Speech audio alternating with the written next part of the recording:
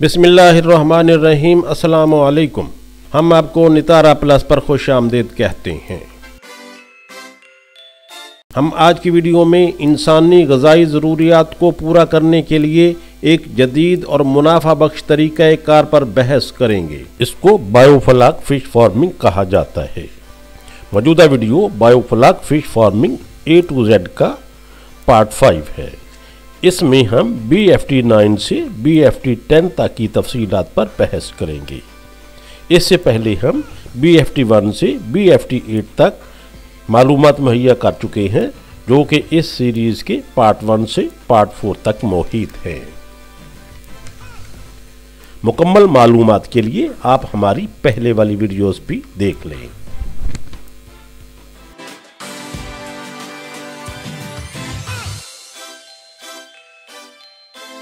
हम पिछले सेक्शंस में मछली को टैंक में डालने और उसको रोजाना की बुनियाद पर खुराक देने के अमल को समझ चुके हैं।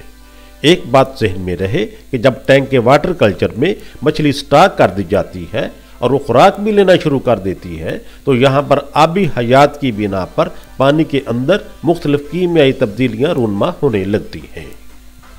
इससे पानी के पैरामीटर्स में तब्दीली शुरू हो जाती है। मछली डालने के पहले 4 हफ्तों में टैंक में बायोफ्लाक बनने का अमल शुरू तो हो चुका होता है, मगर यह मुकम्मल तौर पर मौसर नहीं होता। लिहाजा टैंक के पानी में अमोनिया की मिकदार बढ़ने लगती है। चलते हुए टैंक में मछली जो खुराक खाती है वो मुकम्मल तौर पर उसके बदन का हिस्सा नहीं बनती, बल्कि 30% तो मछली के अंदर खुराक इस्तेमाल हो जाती है। बाकी 70% खुराक फुजला की सूरत में मछली पानी में खारिज कर देती है, जिससे पानी में अमोनिया पैदा होने का अमल शुरू हो जाता है। इसके अलावा वो खुराक जो मछली खा नहीं पाती वो भी टैंक में पानी के अंदर ही मौजूद रहती है और अमोनिया को बढ़ाने का सबब बनती है। जब हम चलते हुए बायोफ्लाक के टैंक के पानी के अमोनिया का टेस्ट करते हैं तो उसकी कुछ न कुछ मिकदार पानी में निकल आती है। अमोनिया अगर 0 से 0.50 ppm तक हो तो ये काबिल बर्दाश्त हदूद में है, मगर इससे ज़्यादा मिकदार में अमोनिया मछली के लिए मुज़र और जानलेवा हो सकता है। इसलिए हमें पानी में अमोनिया की मिकदार को कम करना होता है। अमोनिया को कम करने के लिए कार्बन की ज़रूरत होती है, क्योंकि टैंक के अंदर मौजूद बैक्टीरिया कार्बन और नाइट्रोजन को मिलाकर अपने लिए प्रोटीन बनाते हैं और उसके बाद तकसीम होकर अपने जैसे मज़ीद बैक्टीरिया पैदा करते हैं। इसके लिए इनको मखसूस प्रोटीन की ज़रूरत होती है और ये प्रोटीन अमोनिया और कार्बन के मिलने से बनती है। इस सारे अमल को नाइट्रोजन और कार्बन के तनासब से समझा जा सकता है। टैंक में नमकियात एरिएशन की शक्ल में दूसरे अज्जा तो मिल ही रहे होते हैं। हमें टैंक के दूसरे पैरामीटर्स यानी TDS और pH को भी मुनासिब सतह पर रखना होता है।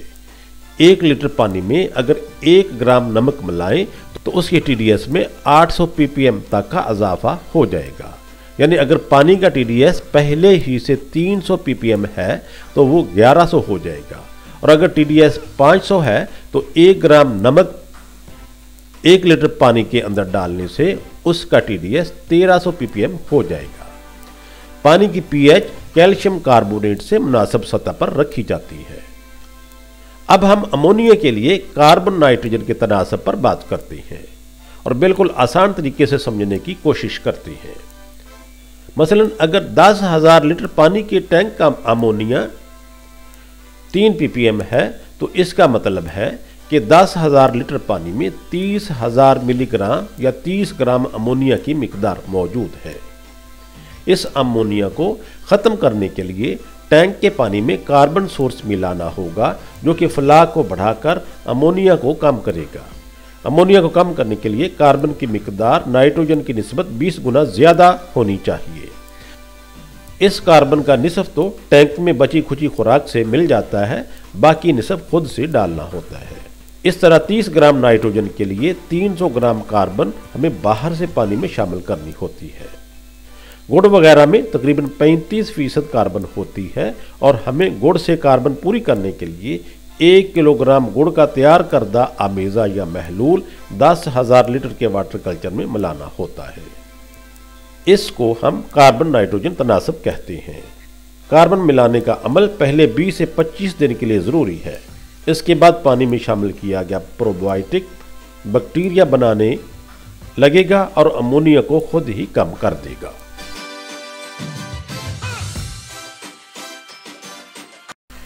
BFT10 हमारी तारफी तरबियत का आखिरी सेगमेंट है। अब तक हमने मछली के पालने के लिए जगह और टैंक का इंतखाब और तैयारी के मराहल को बयान किया है। इसके अलावा इरिएशन, वाटर पैरामीटर्स, मछली को खुराक देने के अमल की भी वजाहत कर चुके हैं। अब हम मछली की हार्वेस्टिंग के अमल की वजाहत करते हैं और साथ ही इसकी सेल की भी बात करेंगे।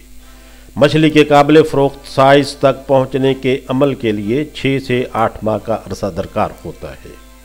इस दौरान वाटर पैरामीटर्स, खुराक, टम्परेचर वगैरह का भी ख्याल रखा जाता है और पानी में जमा होने वाले फाजल मादों यानी सलाज को भी थोड़ा थोड़ा पानी निकाल कर बाहर बहाया जाता है। 6 से 8 माह के दौरान मछली को डिस्टर्ब भी बहुत कम करना चाहिए ताकि ये स्ट्रेस में ना आए और ज़्यादा हरकत पजीर होकर ज़ख्मी ना हो जाए। बार बार जाल डालकर मछली को डिस्टर्ब भी ना किया जाए। पानी के पैरामीटर्स पर मुसलसल नज़र रखी जाए और किसी भी पैरामीटर के कम या बढ़ जाने की सूरत में पानी में मुतल्लिका अज्जा मुनासिब मिक़दार में शामिल किए जाएँ। मुख्तलिफ मछलियाँ मुख्तलिफ साइज़ तक पहुँचने के बाद फ़रोख्त कर दी जाती हैं। मसलन तलापिया का आइडियल वज़न 500 ग्राम तक होता है। कुछ दूसरी मछलियाँ 500 से 1000 ग्राम के दरमियान तक के वज़न पर पहुँचकर काबिल फ़रोख्त हो जाती हैं। ये जहन में रहे कि मछली को एक ही दफ़ा पकड़कर बेचा जाए और अगर मुख्तलिफ औकात में फ़रोख्त करना मकसूद हो तो टैंक से मछली पकड़ने के अमल में 2 या ज़्यादा अय्याम का वक्फ़ा रखा जाए। रोज़ाना और कम वक्फ़ा से मछली पकड़ने के लिए जाल डालने से मछली बुरी तरह मुतासर हो जाती है। मछली पकड़ने से पहले मार्केट में मुख्तलिफ दुकानदारों से इसका भाव ताव किया जाए और इनको तस्वीर दिखाकर कीमत पहले से तय कर ली जाए। इसके बाद मछली को पकड़ा जाए, मुकर्रर वक्त पर शॉप पर मछली को पहुंचा दिया जाए। अगर मार्केट में होल सेल शॉप पर मछली फ़रोख्त करेंगे तो उसकी कीमत निस्बतन कम लगती है।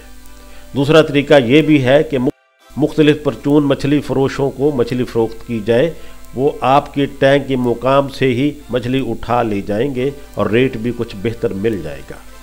तीसरा तरीका खुद का सेलिंग पॉइंट बनाया जा सकता है। अगर आप थोड़ी मछली पाल रहे हैं तो खुद का सेल पॉइंट आपको मुनासिब मुनाफा देगा, जिसके लिए मुनासिब जगह और अफरादी कुव्वत की ज़रूरत पड़ेगी। आजकल ऑनलाइन भी मछली सेल होती है।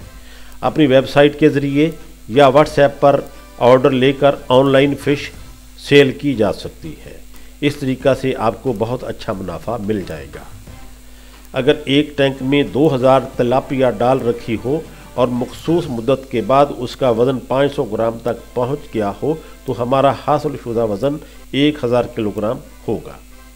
एक मुख्तात अंदाजे के मुताबिक 1 किलोग्राम मछली के पालने में कुल अखराजात 80 से 100 रुपये तक आते हैं। यूँ 1000 किलोग्राम मछली मार्केट में 200 रुपये फ़ी किलोग्राम की कीमत से 2 लाख रुपए तक बिक जाएगी और हमारा हासिल शुदा मुनाफा 1 लाख से 1,20,000 तक हो सकता है। बेहतर और हाई प्राइस मछली पालकर इससे बेहतर मुनाफा भी हासिल किया जा सकता है। जब टैंक मछली हार्वेस्ट करने के बाद खाली हो जाए तो उसको साफ़ और सादा पानी से सफाई करके खुश्क कर लिया जाए। धूप से इसके बहुत सारे जरासीम खुद ही कम मर जाएंगे। ताहम अगला फ्लॉक शुरू करने से पहले 10 लीटर पानी में 2 ग्राम KMNO4 डालकर टैंक को अच्छी तरह वॉश कर लिया जाए।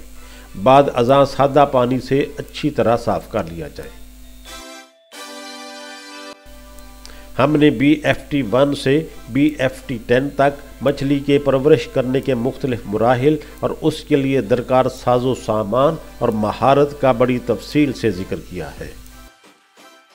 तमाम मालूमात जानने के बाद एक आदमी को बायोफ्लॉक फ़िश फार्मिंग की तमाम बुनियादी तफसीलात का इल्म हो जाता है। इसके बाद थोड़ा बहुत मज़ीद होमवर्क करके खुद से माही परवरी की जा सकती है। हम इस वीडियो को यहीं पर ख़त्म करते हैं। अगर आप चाहते हैं कि हमारी मज़ीद वीडियोस आप तक पहुंचती रहें तो आप हमारे चैनल को सब्सक्राइब कर लें, बेल के आइकन को प्रेस कर दें। शुक्रिया।